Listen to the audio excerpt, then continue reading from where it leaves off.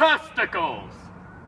Hello everyone, this is Will Stock of vitalbmx.com and youtube.com/Bethany BMX, aka your girlfriend's favorite BMX rider, and this is how to caveman.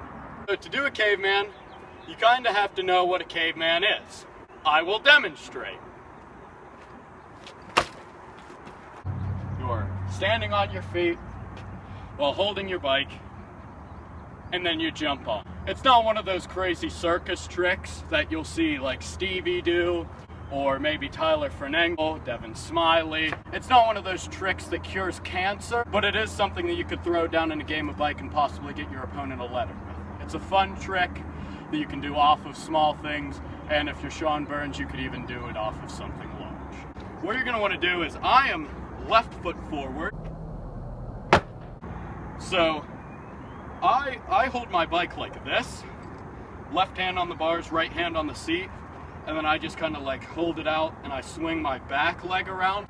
Some people do it the other way, like if they're left foot forward, they have their right hand on the bars and their left hand on so they can swing their front foot on and make sure that they hit down first. Truthfully, I don't think it really matters. I just recommend doing whatever you feel is most comfortable.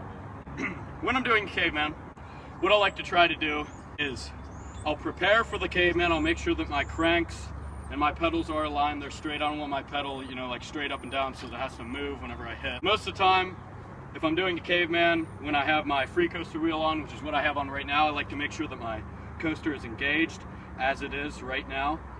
Therefore, whenever I, you know, land on my front foot, if I land front foot first, it doesn't just drop, because that can mess up the trick. What I do is I swing my leg out and I just try to land with both feet on at the same time. Whenever I was learning them, I was told to focus more on getting the hand from the seat onto the bars, and I think that's a good motion to kind of have down, to kind of just like, you know, you just become second nature, just to kind of put your hand on the handlebars.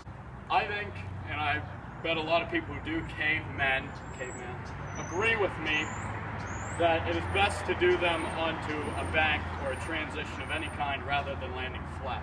Because, like, landing flat in general kind of sucks, as many of you know. It's kind of hard to land back tire first on a caveman. You'll probably land double tire just about every time, but whenever you're landing in a transition, even if it's just a small one like this little wheelchair bank, it's gonna feel a lot better than landing on flat. Basically, the best way to do a caveman, you might not have been able to see it whenever I was doing it on that bank over there. It is best to land on your bike before you hit the ground.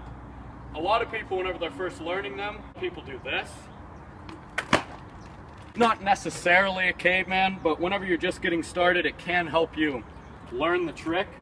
Whenever I first started doing cavemen, what I would do is I wouldn't swing my back end around. I actually learned how to do that, or I taught myself how to do that after watching some park rat do it in like a wheel mill edit or something. I just watched him do a caveman like this, and I thought it would be, you know, way better than just trying to like jump on it all at once like that, where you can like kick your seat or miss pedal or whatever, and possibly, you know, get a shinner or something. I'm gonna be honest with you, I have hit my testicles a lot when doing this trick. Testicles! It's just something that'll happen. Your testicles may be in pain. Testicles! You definitely want to watch your boys down there whenever you're trying to do cave.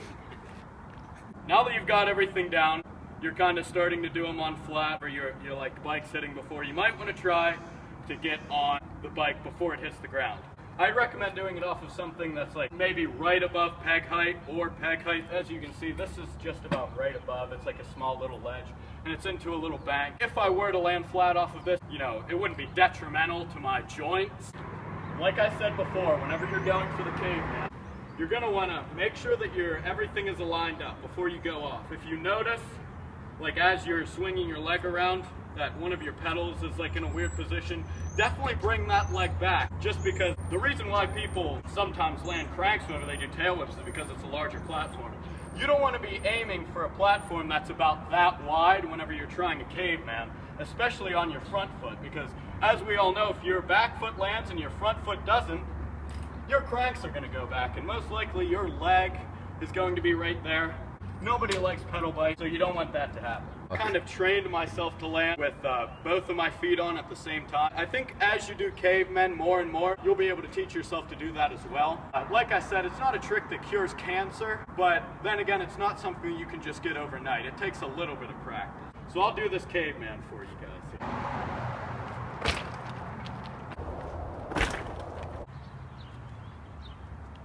Once again, guys, this has been Will Stock for Bethany BMX. I hope this how-to helped you. I hope you enjoyed it. Tell me in the comments section if it helped you and if you enjoyed it. Please subscribe to the Bethany BMX channel. Testicle.